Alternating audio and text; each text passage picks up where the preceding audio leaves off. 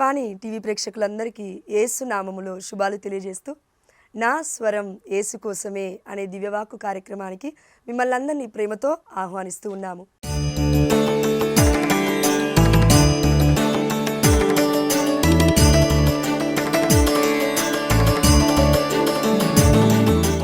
పోయిన వారము మనమందరము ధ్యానించిన అంశము యేసే నా కాపరి, యేసే నా ఊపిరి. ఈ వాక్య ధ్యానాంశంలో పరిశుద్ధాత్మ దేవుడు పరిచయం చేస్తున్న వాక్యము, ఈ ప్రాణము ప్రభువుదే. మన ప్రాణం ఎవరిదంట? ప్రభువుదే. అయితే ఎన్నో వాక్యాలు గత వారం మనం ధ్యానించున్నాము. అందులో యోబు గారు అన్నమాట, నా గొంతులో ప్రాణం ఉన్నంత వరకు నేను దేవుణ్ణి స్తుతిస్తాను అని చెప్పాడు.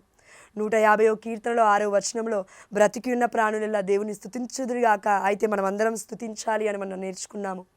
అదేవిధంగా ఆదికాండం 2వ అధ్యాయం 7వ వచనంలో మానవుడికి దేవుడు తన ప్రాణవాయువుని ఇచ్చాడు, ఊపిరిని ఊదాడు, మానవుడు జీవము గలవాడయ్యడు అని నేర్చుకున్నాము. అయితే ఇవన్నీ కూడా అంశాలు మనం పక్కకు పెడితే ఈ సమయంలో మరి ఈ ప్రాణం ప్రభువుదేనా, ఈ ప్రాణము ప్రభువుదేనా అనే అంశం ఇప్పుడు మనం ధ్యానిద్దాం. అపోస్తుల కార్యములు 17వ అధ్యాయము 25వ వచనం ఒకసారి చూద్దాం. ప్రజలందరకు జీవమును శ్వాసమును సమస్తమును ఇచ్చు ఆయన మానవుల చేతులలో సేవింపబడువాడు కాడు. చూడండి, మానవుల చేత సేవింపబడువాడు కాడు అంటే యేసు ప్రభువారు యోగ్యుడు ఆరాధనకి. యేసు ప్రభువారు సమస్తానికి సృష్టికర్త అయి ఉన్నాడు. యోహాను సువార్త 1వ అధ్యాయం 1వ వచనంలో మనం చూసాము, ఆదిలో వాక్కు ఉండెను, ఆ వాక్కు దేవుడి యొద్ద ఉండెను, ఆ వాక్కు దేవుడాయను. యోహాను సువార్త 1వ అధ్యాయం 14వ వచనంలో చూసాము, ఆ వాక్కు మానవుడై మన మధ్య నివసించెను. Word became flesh. దేవుడు మానవుడై మన మధ్యలో నివసించాడు. ఇది క్లియర్, మనందరికీ కూడా తెలుసు. అయితే ఇప్పుడు ఈ దేవుడు మనతో ఏం చెప్తున్నా అంటే, ఈ ప్రాణం ప్రభుది, ఈ ప్రాణం దేవుడు పెట్టిన భిక్ష. ఎలా అర్థమవుతుంది? దేవుడు చిటికేస్తే ఈ ప్రపంచం మొత్తం మటుమాయమైపోతుంది. ఈ దేవుడు, మన దేవుడు చిటికేస్తే ఈ ప్రపంచాన్ని సృష్టించింది దేవుడు. ఆది కాండంలో మనం అన్నీ కూడా చదువుకొని ఉన్నాము. ఈ లోకంలో వెలుగు కలుగునుగాక అంటే వెలుగు పుట్టింది. అంధకారాన్ని వెలుగుని దేవుడు దూరం చేశాడు, సపరేట్ చేశాడు. 2 పెద్ద జ్యోతులను పెట్టాడు. అదే మన సూర్యుని చంద్రుని నెలకొల్పాడు. అదేవిధంగా సూర్య చంద్ర నక్షత్రాలను చేశాడు. అంతెందుకు, మానవుని సృష్టించాడు, అన్నిటినీ దేవాదేవుడు సృష్టించాడు. అయితే చివరిగా మానవుడైన ఆదాము దగ్గరికి వచ్చి అన్ని జంతువుల్ని తీసుకొచ్చి ఆదాము ముందు నిలబెట్టి దేవాదేవుడు అంటూ ఉన్నాడు, పేర్లు పెట్టు అనగానే పేర్లు పెట్టాడు ఆదాము. అయిపోయింది. ఎవరు కూడా సాటి అయిన వారు ఆదాము తోడుగా కనబడలేదు. దేవుడు మళ్ళీ ఏం చేశాడు? ఆదాముకి నిద్రపోయేలాగున చేసి ప్రక్కటెముకని తీసి ఎముక ద్వారా ఏవను చేసి నారిని చేశాడు. ఈ సమయంలో మనం అందరం ఒకసారి గుర్తుపెట్టుకుందాం, వైద్యులకే పరమ వైద్యుడు అని మన దేవుడికి పేరు. అవునా? ప్రాణం దేవుడే పెట్టాడా? ప్రాణం దేవుడి పోసాడా? అంటే ఆదామును సృష్టించింది దేవుడు, ఏవని సృష్టించింది ఎవరు? దేవుడు. ఎలా సృష్టించాడు? ఆదాము యొక్క ప్రక్కటెముకను తీసుకొని. అక్కడ ఎవరు డాక్టర్ లేడు, కానీ దేవుడు ఏం చేశాడు? ఆదామును నిద్రపుచ్చాడు. అంటే కరెక్ట్గా చెప్తే ఈ రోజుల్లో మన కళ్ళ ముందు జరుగుతున్నది, డెలివరీకి ఉన్న ఒక స్త్రీ ప్రెగ్నెంట్ ఉమెన్ని తీసుకెళ్ళి మత్తు ఇంజెక్షన్లు ఇచ్చి దాని తర్వాత డెలివరీ చేస్తారు. అంటే ఆ మత్తు ఇస్తే తట్టుకుంటుందని. కానీ అక్కడ ఆ దేవాతి దేవుడు ఎలాంటి ట్యాబ్లెట్ ఇవ్వలేదు, వాక్కు అనే వైద్యం చేశాడు. ఆదాము మంచిగా నిద్రపోతున్నాడు. పక్కటెముకని తీయడం అంటే ఏంటి? ఇమాజినేషన్. ఒక్కసారి ఇమాజిన్ చేసుకుందాం, ఊహించుకుందాం. అంటే ఒక వ్యక్తి నుంచి ఒక ఎముక బయటికి తీయాలి అంటే నిద్రపుచ్చాడు. ఏ నొప్పి కలగలేదు ఆదాముకి, అసలు తెలియలేదు. కానీ ఆ ఎముకతో పాటు ఒక స్త్రీని నారిని చేసి తనకి దాంపత్య జీవితాన్ని ఇస్తూ ఉన్నాడు. వైద్యులకే పరమ వైద్యుడైన మన తండ్రి, ఈ ప్రపంచాన్ని సృష్టించిన మన తండ్రిని మనం ఇప్పుడు ఏమంటున్నామంటే, దేవుడికి ఏమీ చేత కాదు, నన్ను బ్రతికించడం కూడా చేత కాదు, నా రోగం కూడా వైద్యం కూడా చెయ్యలేడు, నాకు సంతాన భాగ్యం ఇవ్వలేడు, నా కుటుంబ సభ్యుల్ని మార్చలేడు అసలు దేవుడు ఏమీ చేయలేడు, నేనే చేయగలను ఏది చేసినా అని నువ్వు నేను అనుకుంటున్నామేమో ప్రియమైన దేవుడి బిడ్డలారా. దేవుడు సమస్తాన్ని చేసి ఆదాముని పెట్టి ఏవను చేసి వారిద్దరిని కలిపి బ్రతకండి, భూ ప్రపంచమంతటా మీరు ఏలండి, సంతానోత్పత్తి చేయండి అని దేవుడు దీవిస్తేనే ఇక్కడి వరకు మనం వచ్చాము. అర్థమవుతుందా? మన గర్భంలో ఉన్న ప్రతి పసికందు, అంటే ప్రెగ్నెంట్ ఉమెన్స్ అయినా ఇంకెవరైనా తీసుకుంటే వారి ప్రాణము వారంతటిగా వారు తీసుకోలేదు, వారంతటిగా వారు పుట్టట్లేరు. పిల్లలు కూడా వారంతటిగా వారుగా కాదండి. పరిశుద్ధమైన గ్రంథంలో మనం చూస్తే మన అబ్రహాము సారాలను చూస్తే కడు వృద్ధులు, అసలు ఎట్టి పరిస్థితుల్లో ఇంకొక జీవాన్ని ఇవ్వడానికి వారికి శక్తి కూడా లేదు. కానీ ప్రాణం పోసాడు దేవుడు ఎవరిలో? సారా గర్భములో ఊదాడు ప్రాణాన్ని. ఆదాముకు చేసిన అదే ప్రక్రియ ఇప్పుడు సారా గర్భంలో దేవుడు చేస్తున్నాడు. కొత్త నిబంధనలో మనం చూసాము, ఎలిజబెత్తమ్మ జకరియాల విషయంలో ఇది జరిగింది. కడు వృద్ధులై ఉన్నారు. అంతెందుకు, మరియ తల్లికి దర్శనం ఇచ్చిన గాబ్రియేలు దూత చెప్పిన మాట ఏంటంటే, ఇది ఎలా సాధ్యమవుతుంది, నేను పురుషుణ్ణి ఎరుగను కదా అని మరియ తల్లి చెప్తుంది. 14 సంవత్సరాలున్న బాలిక మరియ తల్లి చెప్తూ ఉంది. ఆ సమయంలో గాబ్రియేలు దూత ఇలా అంటూ ఉన్నాడు, నీ చుట్టమగు ఎలిజబెత్తమ్మను చూడుము, ఆమె కడు వృద్ధురాలు, ఆమె గొడ్రాలు అయినప్పటికీ ఆమె గర్భము ధరించి ఇది 6వ మాసము. గొడ్రాలు అయినప్పటికీ ఆమె గర్భము ధరించి ఇది 6వ మాసము. అంటే ప్రపంచమంతా గొడ్రాలు అనే ముద్ర వేసేసింది. ఇక పిల్లలు పుట్టరన్నారు, డాక్టర్ల దగ్గరికి వెళ్ళారు, ఋతుచక్రం ఆగిపోయింది, లోపల పీరియడ్స్ కూడా అవ్వవు. అయితే ఎట్టి పరిస్థితుల్లో పిల్లల్ని కనాల్సిన ఎలాంటి యొక్క ఏమంటారండి, అసలు ఎక్కడా కూడా ఆ యొక్క ఆవశ్యకత కనబడట్లేదు, ఎక్కడా కూడా ఆరంభం కనబడట్లేదు. ఇక అన్నీ కూడా చలించకుండా అయిపోయాయి శరీరంలో. కానీ దేవుడు పుట్టుకనిస్తున్నాడు. ఎక్కడి నుంచి? ఆత్మనిచ్చి తన ఊపిరిని ఊదుతున్నాడు గర్భములో. ఈ ప్రాణం ఎవరిది? ప్రభువుది. అందుకే ఇర్మియా గారితో, ప్రవక్తతో దేవుడు పలికిన మాట, ఇర్మియా గ్రంథం 1వ అధ్యాయం 5వ వచనంలో, నీ మాతృ గర్భమున నువ్వు రూపొందక మునుపే తల్లికి కూడా తెలీదు ఎప్పుడు గర్భం పొందుకుందో ఆ క్షణము, భర్తకు కూడా తెలీదు, ఎవ్వరికి తెలీదు. ఎంత పెద్ద వైద్యుడైనా ఏ క్షణములో బిడ్డ ఆ సమయంలో స్టార్ట్ అయ్యాడో తెలీదు గర్భంలో. కానీ దేవుడికి తెలుసు, ప్రాణం పోసిందే దేవుడు కాబట్టి. ప్రియమైన దేవుడు బిడ్డలారా, అందుకే ఆ దేవాదేవుడు ఇర్మియాతో పలికిన మాట, నీ తల్లి గర్భంలో నీవు రూపొందక మునిపే నేను నిన్ను ఎన్నుకొని ఉన్నాను. నీకు నాకును ఆ దేవాదేవుడు ఇదే చెప్తున్నాడు. నీకు నాకు ప్రాణం ఉంది, నీకు నాకు శరీరావయాలు బాగున్నాయి, నీకు నాకు చేసుకోవడానికి పనులన్నీ చేసుకుంటున్నావు. కొంతమంది బిడ్డలకు కాళ్ళు లేవు, కొంతమంది బిడ్డలకు చేతులు లేవు, యాక్సిడెంట్లలో కోల్పోయారు, కొంతమంది పుట్టుకతో అలా పుట్టారు, కొంతమంది సరిగ్గా లేరు. వాళ్ళకి లేనిది ఏదో దేవుడు మనకి ఎందుకు ఇచ్చాడు? దేవుడి మహిమార్థమై ఈ ప్రాణం దేవుడి కొరకే నిలబడాలి అని. అంతేగాని నేనెందుకు బ్రతుకున్నానో ఏమో, వాళ్ళు చచ్చిపోయారు నేనెందుకు చచ్చిపోవట్లేనో ఏమో, వాళ్ళకి వీళ్ళకి వారి పక్కింటోళ్ళు ఎనికింటోళ్ళు లక్షలు పంపిస్తున్నారంట అమెరికా నుండి వాళ్ళ కొడుకులు కోడళ్ళు. అయ్యో నాకెందుకు పంపించట్లేదో ఏమో. ఇంట్లో ఉన్నావు కదా సుఖంగా, సరిపోదా? ఎందుకు పిల్లల్ని ఆడిపోసుకోవడం, ఎందుకు పిల్లల్ని శపించడం? బ్రతకడం కోసం 3 పూట్లే కదండి తినేది, 6 పూట్లు అయితే తినము కదా, 10 పూట్లు అయితే తినంగా, తింటే కూడా చచ్చిపోతాం ఈజీగా. ఒక షుగర్ పేషెంట్ తీసుకెళ్ళి ఒక చిన్న చాక్లెట్ ఇంకేదో హెవీ ఫుడ్ ఇచ్చామనుకోండి, ఈజీగా చచ్చిపోతారు. 300, 400, 500 దాటుతుంది, షుగర్ కంట్రోల్ అయిపోతుంది, కట్టాం ఫట్.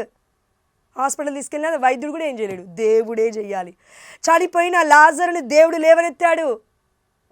చనిపోయిన యాయీరు కుమార్తె 12 సంవత్సరాలుంది, తలితాకుమి లే అని లేపాడు దేవుడు. ప్రాణం పోతే కూడా దేవుడు ప్రాణాన్ని ఇచ్చాడు. విధవరాలు బాధపడుతుంది, కరణీయ స్త్రీ అనుకుంటా, బాధపడుతుంది. మార్గం మధ్యలో ఇంకా పాడె మీద పెట్టుకొని వెళ్ళిపోతున్నారు కుమారుని, ఏడుస్తుంది విధవరాలు. దేవుడు పాడెని తాకాడు, పరిశుద్ధాత్మ దేవుడి దయ వల్ల బ్రతికి లేచాడు. ఎవరు? విధవరాలి కుమారుడు. ప్రాణం పోయినా కూడా తిరిగి తీసుకొస్తున్నాడు. ఎవరు? ప్రాణం మీద, జీవం మీద, మరణం మీద అధికారం ఉన్నది కేవలం మన ప్రాణనాథుడైన యేసయ్య మాత్రమే.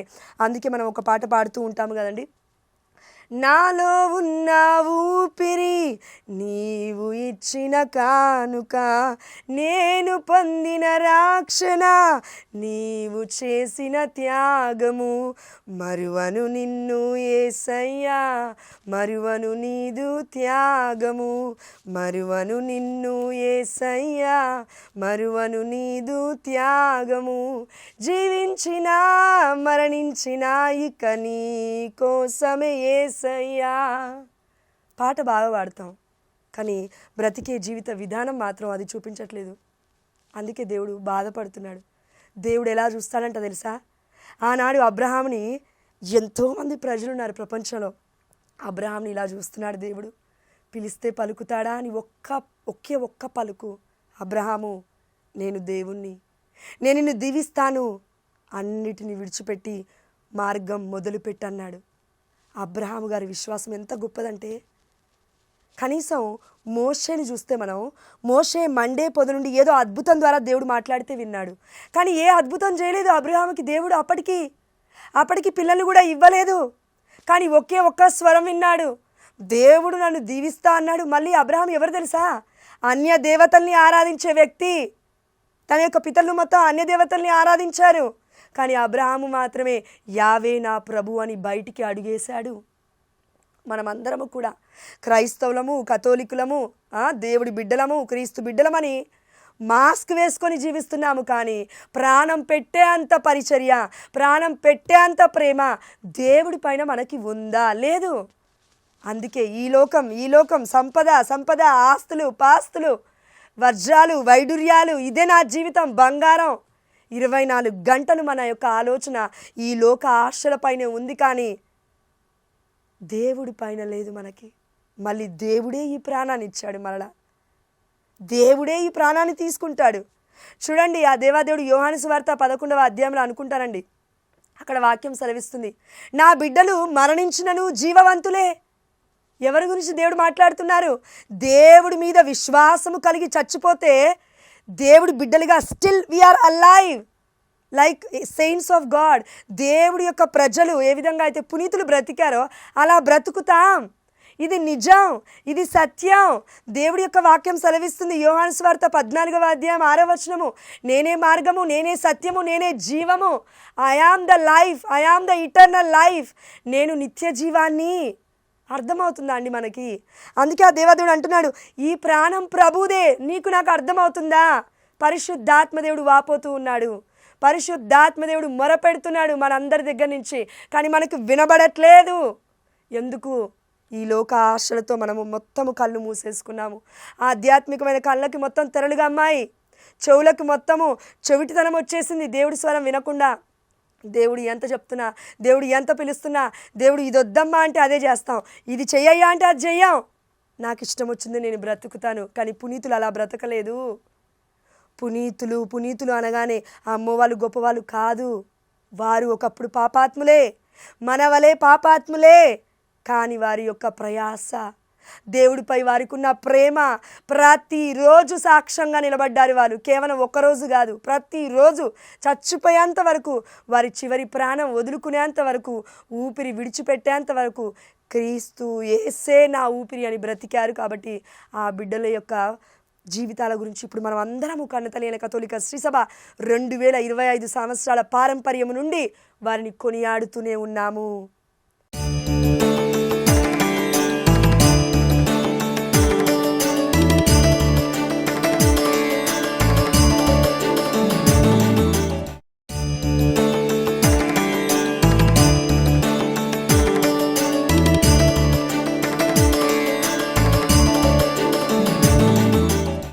కరెక్ట్గా చెప్తే వారిని స్తుతించకయే స్తుతిస్తున్నాం మనం. అంటే దేవుడు అంతటి ప్లేస్లో మనం పెట్టాము. ఎందుకు? దేవుణ్ణి వాళ్ళు ఫాలో అయ్యారు కాబట్టి, దేవుణ్ణి వాళ్ళు అనుసరించారు కాబట్టి. ప్రియమైన దేవుడు బిడ్డలారా, ఇక్కడ వాక్యం సెలవిస్తుంది, ప్రజలందరకు జీవము శ్వాసము సమస్తము ఇచ్చింది ఎవరంట? దేవుడే. సమస్తముని ఇచ్చాడు దేవుడు నీకు నాకు. కేవలం ఊపిరిని ఇచ్చేసి ఎట్లా పడితే అట్లా బ్రతుకు అని చెప్పలేదు, క్రమశిక్షణ నేర్పాడు దేవుడు. అందుకే దేవాదేవుడు అంటున్నాడు, శ్వాస, మనలో ఉన్న ఊపిరి మనకి జీవమై ఉంది. యేసుప్రభువారు ఎవరు? లైఫ్, జీవము. అదేవిధంగా అండి, మనం పరిశుద్ధమైన గ్రంథంలో చూస్తే యెహెజ్కేలు గ్రంథంలో 37వ అధ్యాయంలో 5వ వచనం ఒకసారి చూడండి. 3 వ్యక్తులకి మనం చూస్తున్నాం. లాజర్ని దేవుడు లేపాడు కదా ప్రాణంతో. ఎలా లేపాడు ఇక్కడ చూద్దానండి. యెహెజ్కేలు గ్రంథం 37వ అధ్యాయం 5వ వచనము. ప్రభువుడనైన నేను వీనితో ఇట్లు చెప్పుచున్నాను, నేను మీలోకి ఊపిరిని పంపుదును, మీరు మరలా జీవింతురు. ఎండిపోయిన ఎముకలకి దేవాదేవుడు ప్రవచనం చెప్పిస్తూ ఉన్నాడు యెహెజ్కేలు ప్రవక్త ద్వారా. ఆ సమయంలో దేవుడే అంటూ ఉన్నాడు, నేను వీటిలోకి ఊపిరిని పంపిస్తాను. ఎవరు పంపించారు? ఆదికాండంలో దేవుడు పంపించాడు. యెహెజ్కేలు గ్రంథంలో ఎవరు చెప్తున్నారు? దేవుడు చెప్తున్నారు. కొత్త నిబంధనలో ఎవరు చెప్తున్నారు? దేవుడైన యేసుప్రభువు వారు చెప్తున్నారు, నేనే జీవమును, నేనే ఉన్నవాడను, నేనే రానున్నవాడను, నేనే ఆదిను, నేనే అంతమును, నేనే ఆల్ఫాను, నేనే ఒమేగాను, నేనే మొదటివాడను, నేనే కడపటి వాడను. ఆది కాండంలో ద్వితీయోపదేశ కాండంలో యావే ప్రభువు చెప్తే, దర్శన గ్రంథము 22వ అధ్యాయంలో మనం చూస్తూ ఉన్నాం. 14వ వర్షంలో యేసుప్రభువు వారు అంటూ ఉన్నారు, నేనే ఆదిను, నేనే అంతమును, నేనే ఆల్ఫా, నేనే ఒమేగా, నేనే మొదటివాడను, నేనే కడపటి వాడను. అన్నీ కూడా ఏకైక దేవుడైన యేసుప్రభువు వారిలో నెరవేరుతున్నాయి. తండ్రి, కుమార, పరిశుద్ధాత్మ పేరుకే 3 కానీ ఒకే జీవము, ఒకే స్వభావము. అందుకే ఆ దేవాదేవుడు ఏమంటున్నాడు? నేను వాటిలోకి ఊపిరిని పంపిస్తాను. ఏం జరుగుతుంది? 6వ వచనం, నేను మీకు నరములను కండరములను ఒసగి మీపై చర్మమును పొదుగుదును, మీకు ఊపిరిని ఒసగి మీరు మరలా బ్రతుకున్నట్లు చేయుదును. ఇక్కడ కరెక్ట్గా ఆలోచిస్తే చూడండి, మీరు మరలా బ్రతుకున్నట్లు నేను చేస్తాను. ఇప్పుడు మనం చాలామంది నిర్జీవంగా ఉన్నాం. ఎముకలు మొత్తం కుళ్ళి కుషించిపోతున్నాయి. స్వార్థము, కుళ్ళుతో, కుతంత్రముతో, అసూయతో, కామముతో. అయ్యో, ఈ జీవితం ఎందుకు బ్రతకలేకపోతున్నాను, నేను అందరిలాగా ఎందుకు ఆనందించలేకపోతున్నాను, అందరిలాగా ఎందుకు నాకు 4 బంగ్లాలు లేవు, ఎందుకు నాకు 4 కార్లు లేవు. ఉన్నోడి బాధ ఒకటి, లేనోడి బాధ ఇంకొకటి. ఉన్నోడికేమో అన్నీ ఉన్నాయి కానీ నా ప్రాణం కాపాడుకోలేకపోతున్నానే అనే వ్యాధులతో సతమతం అవుతున్నాడు. ఏమీ లేనివాడు అంతా బాగుంది, ఆరోగ్యం బాగుంది, బలం ఉంది, అన్నీ ఉన్నాయి కానీ ఆస్తిపాస్తులు లేవనని ఆస్తిపాస్తులు ఉన్నవాడి వైపు చూస్తున్నాడు. ఎప్పుడు మనిషి యొక్క ఆలోచన ఇంతే. ఈ లోకంలో తిరిగినన్ని రోజులు ఇంతే ఉంటుంది మన ఆలోచన. మిడిమిడి జ్ఞానం. అందుకే చచ్చిపోతున్నాం మనం. దేవుడిచ్చిన అనంతమైన జ్ఞానం ఏంటి? పరిశుద్ధమైన గ్రంథము. అందుకే దేవుడు ఏమన్నాడు తెలుసా? ఈ బ్రతుకు, ఈ జీవ గ్రంథాన్ని, ఈ జీవిత చరిత్రని పట్టుకున్నవాడు పడిపోయినా మరలా లేస్తాడు. ఎలా? ఆనాడు యెహోషువాకి దేవుడిచ్చిన వాగ్దానం ఏంటండి? యెహోషువ గ్రంథం 1వ అధ్యాయం 5వ వచనంలో, ఇదిగో మోషేకు వలె నీకును తోడయ్యుంటాను యెహోషువా అని ఆ దేవాదేవుడు పలుకునిచ్చాడు, మాటనిచ్చాడు. అదేవిధంగా నీ జీవిత కాలములో నిన్నెవ్వరు ఎదిరింపజాలరు యెహోషువా. మోషేకు కూడా దేవుడు ఇదే వాగ్దానం ఇచ్చాడు. అబ్రహాముకి దేవుడు ఇదే వాగ్దానం ఇచ్చాడు. ఇదిగో నేను నిన్ను దీవింతును, నిన్ను శపించిన వారిని నేను శపిస్తాను. అబ్రహాము, నువ్వేం చెప్పాల్సిన అవసరం లేదు, మొత్తం నేను చూసుకుంటాను. అవునా? ఎస్, చూసుకున్నాడు దేవుడు. ఎంత గొప్ప జీవితాన్ని దేవాదేవుడు ఇచ్చాడు. అబ్రహాము యొక్క ఆలోచన మొత్తం దేవుడి స్వరాన్ని విన్నానా లేదా? ఏం చేయాలయ్యా, ఎక్కడికి వెళ్ళాలయ్యా, ఎక్కడుండాలయ్యా, ఇదే ఆలోచన. కానీ దేవుడి దేని మీద పెట్టాడు ఆలోచన? ఈసాకుని పుట్టించాలి, సమస్తాన్ని నా బిడ్డకి సమకూర్చాలని. ఒంటెలు, గాడిదలు, ఎన్నో ఎన్నో ఎన్నో పశు సంపద. ఎక్కడికి వెళ్తే అక్కడ రాజు యొక్క సైన్యం మొత్తం ఇతని సైన్యం అయిపోతుంది, అబ్రహాము సైన్యం. దేవుడిచ్చే ఆశీర్వాదం అంతులేనిది, అనంతమైనది. కానీ మనకి ఆదికర్త మీద అంత ప్రేమ ఉందా? ఈ ప్రాణం నీదేనయ్యా అని చెప్పేంత ప్రయాస మనం పడుతున్నామా? ఈ ప్రాణం నీదే ప్రభువా అని ఆ దేవాతి దేవుడి పైన అబ్రహాము వలె మనం ఆధారపడుతూ ఉన్నామా? అబ్రహాముని మనం ఏమంటున్నాం? విశ్వాసులకి తండ్రి. సింపుల్గా ఉందా ఈ మాట? సీదా సాధారణంగా ఉందా ఈ మాట? ఈ లోకంలో జీవిస్తున్న వాడికి ఏది మాట్లాడినా పరిశుద్ధమైన గ్రంథం నుండి పిచ్చిదానిలాగానే కనబడుతుంది. కానీ ఒక్కసారి దేవుడి ఆత్మలో ఉండి చూడు, దేవుడి ఆత్మ చెప్తున్న విషయాలు మనకు అర్థమవుతాయి. అందుకే ఆ దేవాదేవుడు అన్నాడు కదండి, ఈ జ్ఞానం లేకపోతే ఎవడు ఏమీ చేయలేడు.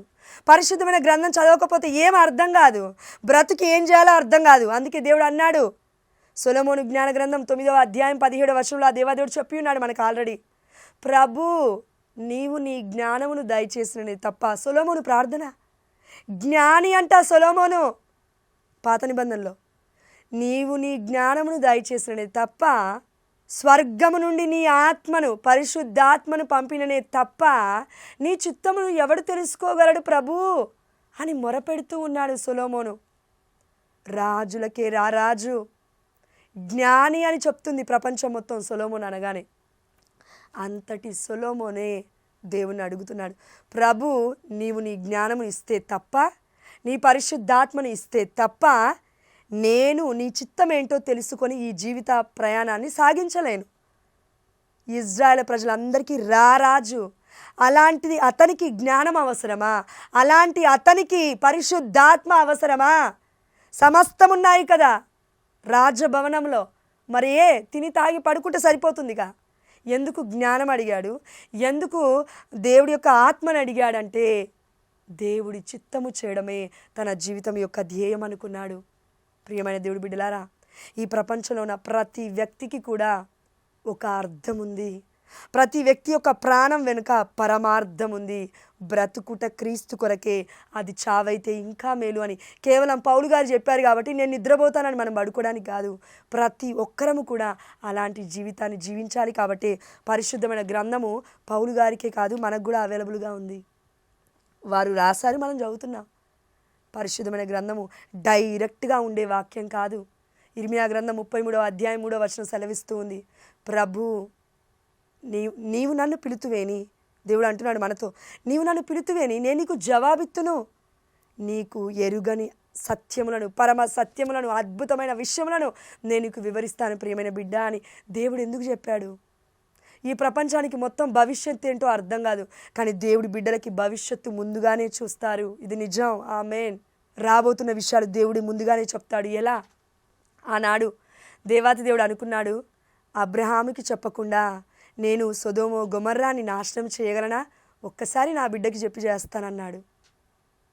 అదేవిధంగా మోషేకి చెప్పకుండా ఇజ్రాయేల్ ప్రజల మీద చేయలేదు దేవుడే. మోషే ద్వారానే అన్నీ చేశాడు.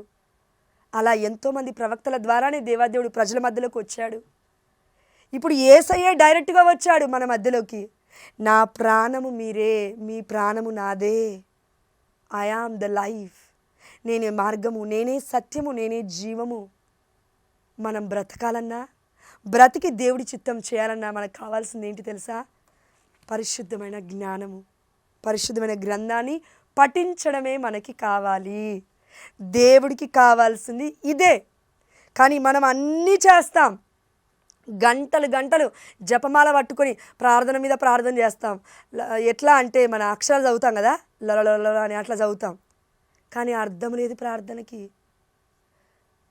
హోలీ మాస్, దివ్యమైన బలి పూజకి వెళ్తాం, కానీ దివ్యమైన బలి పూజ యొక్క ప్రాముఖ్యత మనకి తెలీదు, దాని యొక్క పరమార్థము తెలీదు. అదేవిధంగా పరిశుద్ధమైన గ్రంథం చదువుతాం, ఇట్లా ఓపెన్ చేసి ఇట్లా చదువుతాం, ఏమని నేను మీపై, మీ ప్రజలపై, ఇదిగో ఇంతే అయిపోయింది. ఈ వాక్యం ఒకటి చాలు నాకు.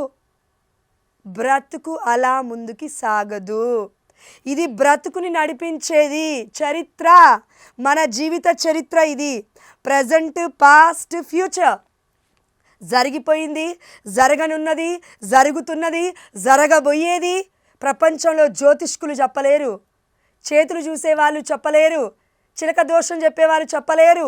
వారి మీద ఆధారపడ్డావంటే అన్యాయం అయిపోతావు ప్రియమైన బిడ్డ. ఎందుకంటే ఆ రోడ్డు మీద నిలబడ్డవాడు మళ్ళీ నిన్ను రోడ్డు దగ్గరికి లాగుతాడు. కానీ దేవుడు అలా కాదు, పరలోక రాజ్యం వైపు మార్గము చూపిస్తాడు. నిర్జీవం అయిపోతున్న మన జీవితాలకి జీవం ఏంటో పరిచయం చేస్తాడు. అర్థము లేని, అర్థవిహీనంగా ఉన్న మన బ్రతుకులకి అర్థవంతమైన జీవితాన్ని చూపిస్తాడు. కేవలం పరిశుద్ధమైన గ్రంథము ద్వారా మాత్రమే ఇది సాధ్యం. కాబట్టి ఆ దేవాదేవుడు అంటున్నాడు, ఇదేంటి పరిశుద్ధమైన గ్రంథం? The life of Jesus, life of God, it's a breath of God. దేవుడి యొక్క ఊపిరి ఇందులో ఉంది. ఈ ఊపిరిని చదువుతున్నప్పుడు మనకేం జరుగుతుందో చివరిగా ఒక వాక్యం ధ్యానించుదాము. అదేంటంటే యోహాను సువార్త 20వ అధ్యాయము 22వ వచనము. అట్లు పలికి ఆయన వారి మీద, ఆయన అనగా యేసు వారి మీద శ్వాసను ఊది, ఏముది?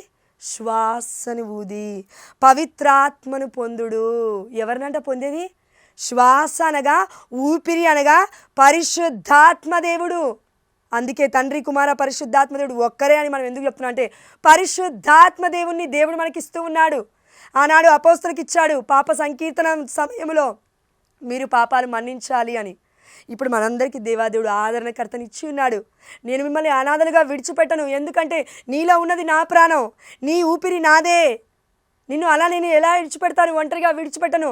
నువ్వు నేను ఊపిరిని పీల్చుకుంటున్నామంటే గుర్తుపెట్టుకో ప్రియమైన దేవుడి బిడ్డ, ప్రతి ఊపిరి, ప్రతి క్షణం, ప్రతి సెకండ్ కూడా దేవుడి నామము యేసు అని మనం ప్రకటించగలగాలి. కాబట్టి ఆ దేవాతి దేవుడు మనందరితో చెప్తున్నాడు, నేను మీ అందరి కొరకై ప్రాణాన్ని పెట్టాను. ఇండివిజువల్గా చూసుకుంటే నీ కొరకు నేను ప్రాణాన్ని పెట్టాను. యేసుగా, దేవుడిగా అన్నిటినీ త్యజించి నా యొక్క దేవుడి ప్రేమ అంటే నా తండ్రి ప్రేమను కూడా పక్కకు పెట్టి, అయితే నీవు నీ ప్రాణము నాదే అని ఒప్పుకుంటున్నావా ప్రియమైన బిడ్డ? సత్యము మనల్ని స్వతంత్రుల్ని చేస్తుంది. ఆమేన్, హల్లెలూయా. ఇది సత్యమై ఉంది. అందుకే ఆ దేవాదేవుడిని మనం అంటూ ఉన్నాం కదా, నాలో ఉన్న ఊపిరి నీవే ప్రభువా, నీవు ఇచ్చిన ఈ యొక్క ఊపిరి అయ్యా, దీన్ని బట్టి నీకు వేలాది వందనము తండ్రి అని మనం స్తుతించగలగాలండి. కాబట్టి ఆ దేవాది దేవుడికి సమస్త ఘనత మహిమ ప్రభావములు చెల్లిస్తూ, అయ్యా ఈ ప్రాణము నీదే ప్రభువా, మా ప్రాణము నీదే ప్రభువా. అయ్యా నువ్వు విడిచిపెడితే ఏ పాటిది తండ్రి మానవుడి జీవితం, గడ్డిపోచ వంటిది తండ్రి. క్షణములో మరుగైపోతాం, మట్టి నుండి పుట్టిన వాళ్ళం మళ్ళా మన్నైపోతాం ప్రభువా. ఇలాంటి జీవితానికి అమూల్యమైన నీ ఆత్మని ఇచ్చి ఆనందముగా జీవించమని చెప్పి ఉన్నావు దేవా, నీకు స్తోత్రమయ్యా. ఆత్మ ద్వారా మా అందాన్ని చూసిన ప్రభువా నీకు వేలాది వందనాలు ప్రభువా. అయ్యా మమ్మల్ని మా కుటుంబాలను నీ పరిశుద్ధమైన తిరు హృదయానికి అంటగొడుతూ, మమ్మల్ని మా కుటుంబాలను ఎల్లవెల్లలా కాచి కాపాడుతూ, మా ప్రాణాన్ని నీ యొక్క గుప్పిట్లో పెట్టుకొని మమ్మల్ని ఎల్లవెల్లలా జీవింపజేస్తున్న మా జీవనాథుడా, ప్రాణనాథుడా, మా ప్రాణకర్త, జీవన అధిపతి, నీకే సమస్త ఘనత మహిమ ప్రభావములు చెల్లిస్తూ, మేము అడిగినవన్నీ ఆల్రెడీ మేము పొందుకున్నామని విశ్వసిస్తున్నాము మా ప్రియ పరలోకపు తండ్రి. ఆమేన్, హల్లెలూయా. పితా పుత్ర పవిత్రాత్మ నామమున ఆమేన్.